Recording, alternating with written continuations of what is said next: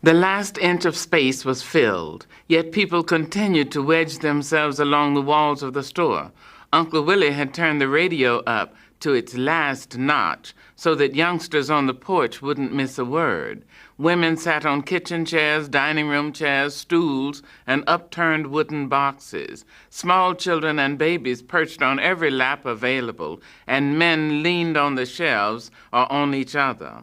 The apprehensive mood was shot through with shafts of gaiety as a black sky is streaked with lightning. One man said, "I ain't worried about this fight. Joe gonna whip that cracker like it's open season." Another said, "He gonna whip him till that white boy call him mama." At last the talking was finished and the string-along songs about razor blades were over and the fight began. A quick jab to the head. In the store the crowd grunted. A left to the head and a right and another left. One of the listeners cackled like a hen and was quieted. "They're in a clinch. Lewis is trying to fight his way out." Some bitter comedian on the porch said, "That white man don't mind hugging that nigger now, I betcha." The referee is moving in to break them up, but Lewis finally pushes the contender away, and it's an uppercut to the chin. The contender's hanging on. Now he's backing away. Lewis catches him with a short left to the jaw. A tide of murmuring assent poured out the doors and into the yard. Another left and another left. Lewis is saving that mighty right. The mutter in the store had grown into a baby roar, and it was pierced by the clang of a bell and the announcers, "That's the bell for round 3, ladies and gentlemen." He's got Lewis against the ropes, and now it's a left to the body and a right to the ribs, another right to the body. It looks like it was low. Yes, ladies and gentlemen. The referee is signaling, but the contender keeps raining the blows on Lewis. It's another to the body. It looks like Lewis is going down. My race groaned. It was our people falling. It was another lynching, yet another black man hanging on a tree. One more woman ambushed and raped. A black boy whipped and maimed. It was hounds on the trail of a man running through slimy swamps. It was a white woman slapping her maid for being forgetful. The men in the store stood away from the walls and at attention. Women greedily clutched the babes on their laps, while on the porch the shufflings and smiles, the flirtings and pinchings of a few minutes before were gone. This might be the end of the world.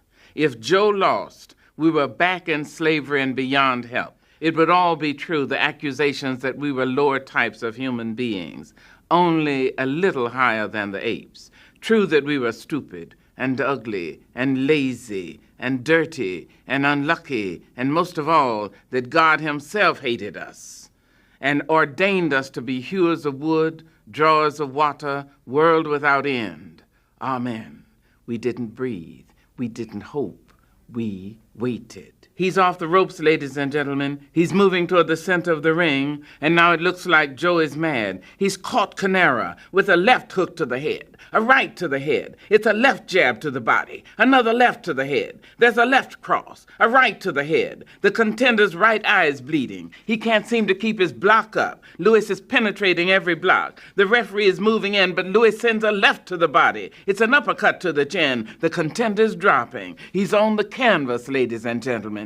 Babies slid to the floor. Women stood up. Men leaned toward the radio. Here's the referee. He's counting. 1, 2, 3, 4, 5, 6, 7. Is the contender trying to get up again? All the people in the store shouted, "No!"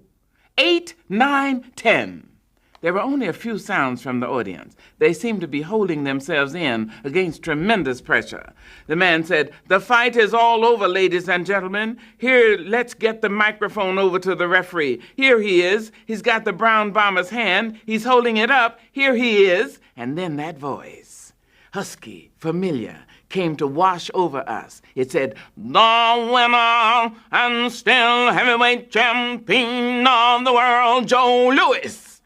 Champion of the world, a black boy, some black mother's son, some black father's son. He was the strongest man in the world. People drank Coca-Colas like ambrosia and ate candy bars like Christmas. Some of the men went behind the stores and poured white lightning into their soft drink bottles, and a few of the bigger boys followed them. Those who were not chased away came back blowing their breath in front of themselves like proud smokers.